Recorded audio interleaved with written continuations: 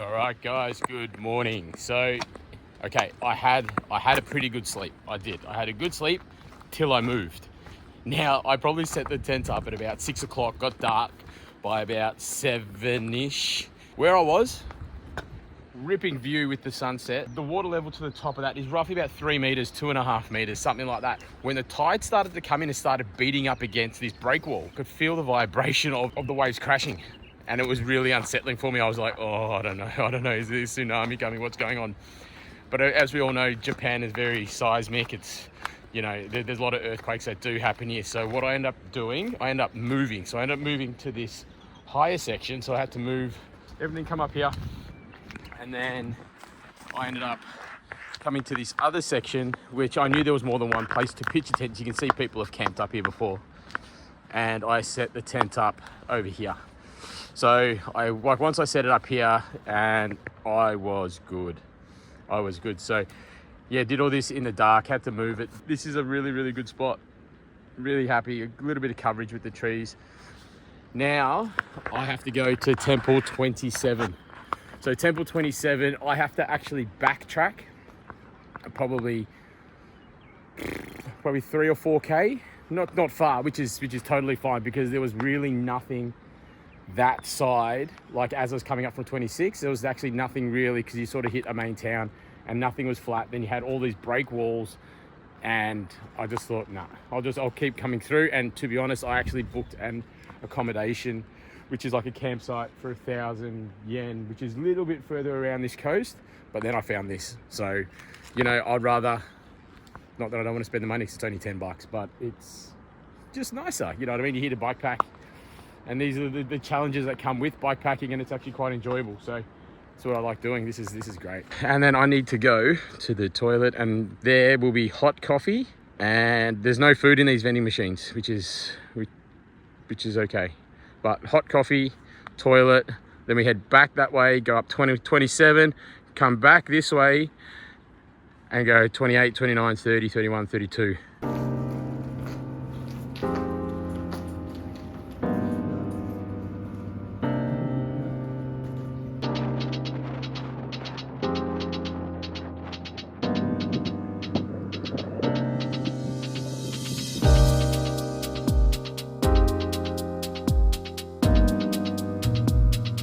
All right, quick update.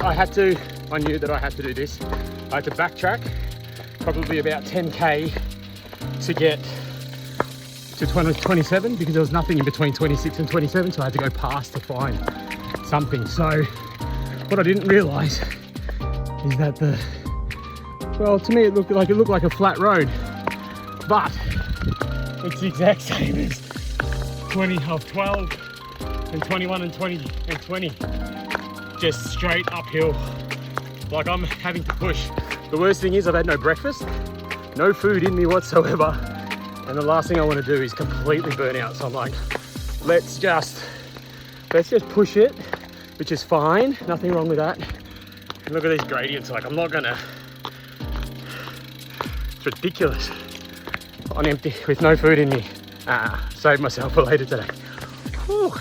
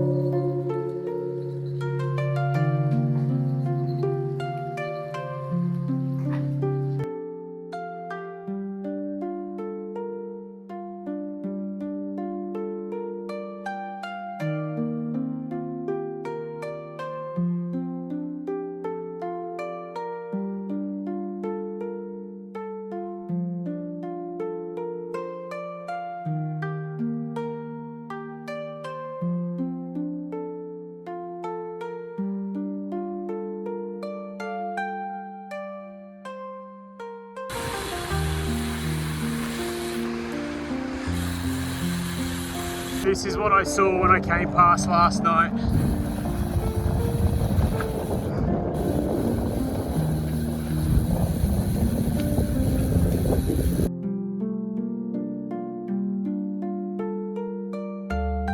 daily staple. Breakfast at Lawson's. Breakfast at Lawson's. And lunch and dinner, maybe 7-Eleven.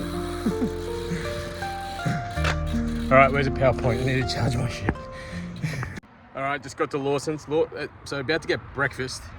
But what's great is that they got PowerPoint sort of set up. You can charge your stuff. I think if I have to, like, just being in Japan 5 days now, if I have to sum up Japan in one word, I'd say thoughtful. They are very thoughtful for their own residents and just people in general. I think, I don't know if it just might be because this is the Henro and they know a lot of people walk, a lot of people need power. There's just amenities everywhere. It's great. I've brought my Garmin Vario radar, which picks up traffic behind me. I haven't even turned it on since I've been here. I haven't needed to. I don't feel stressed about riding here. Everybody's respectful. Ridiculous. It's just, the culture is amazing. I've learned a handful of words. I'm trying to curse as best I can, but the people here are so nice. They understand that you're a foreigner, but look at me, of course I'm a foreigner. And they're great, and they'll just help you out wherever they need. And it's just great. So this is the best country to come ride your bike. Yeah. So I'm just going to charge up, grab some food, and then Temple 28, 29, 30, 31, 32, 33. I don't know. We'll just see how far we get.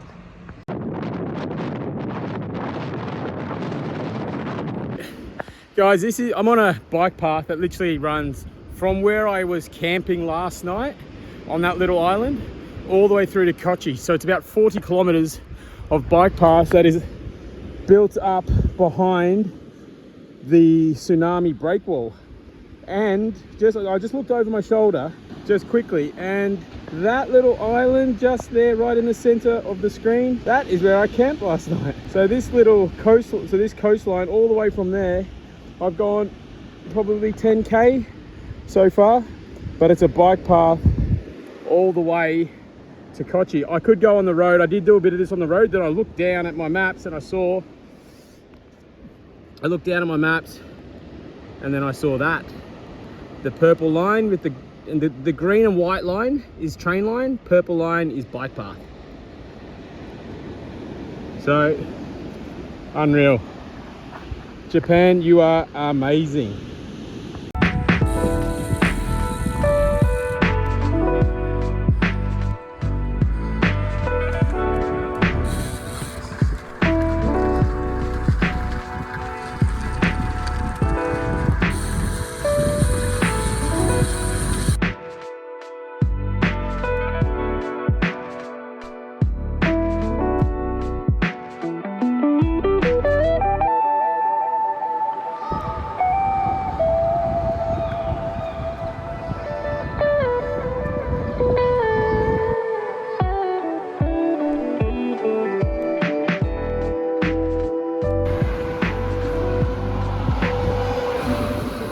Cycling road.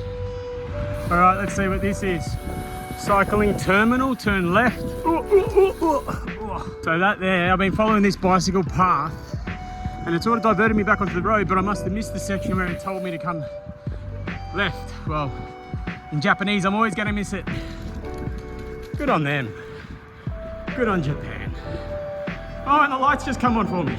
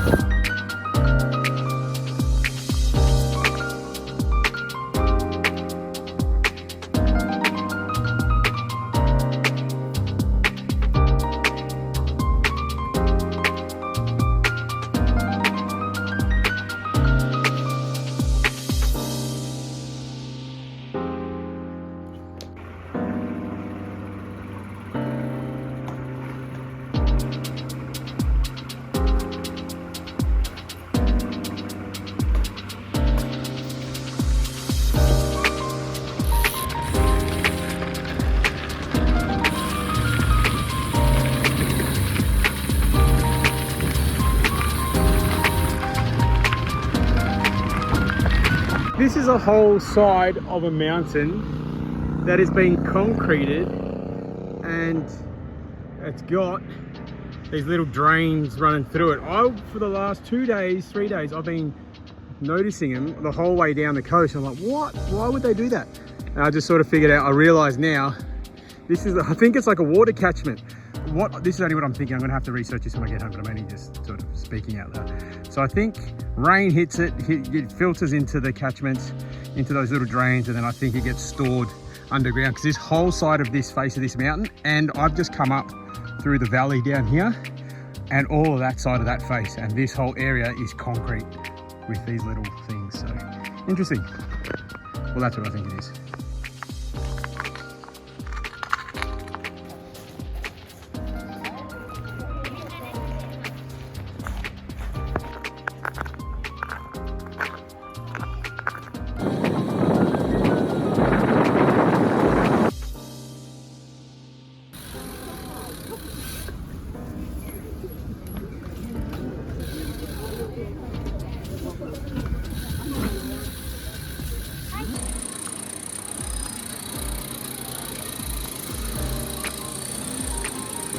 So we're in Kōchi, made it to the main drag. I did a bit of a detour into the heart. I didn't have to come this way, but I was meant to cut straight. I could have cut straight across, but I thought I might come down the main drag. Like, this is one of the main shopping precincts. Probably stretches for about 200 or 300 meters. Massive. So I just got something to eat.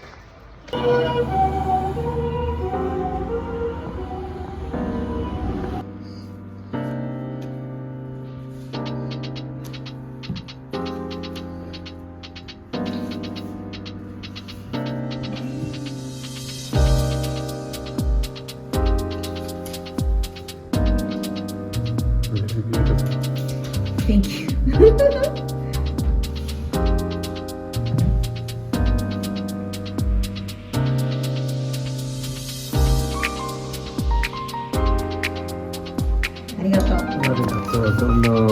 Alright, making my way up to Temple 32. Then I had a peek left, and then I saw a little bit of a vantage point. So I wonder what's down here.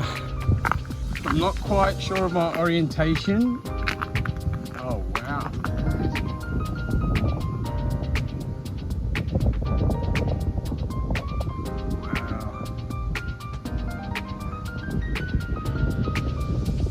Actually, so Temple 32 is just up here, and we've come, that's up the coast, that's north, or that's east. We've come from that way this morning, and we've made our way all the way down the coast and out the back of here, now 32, and back to the coast.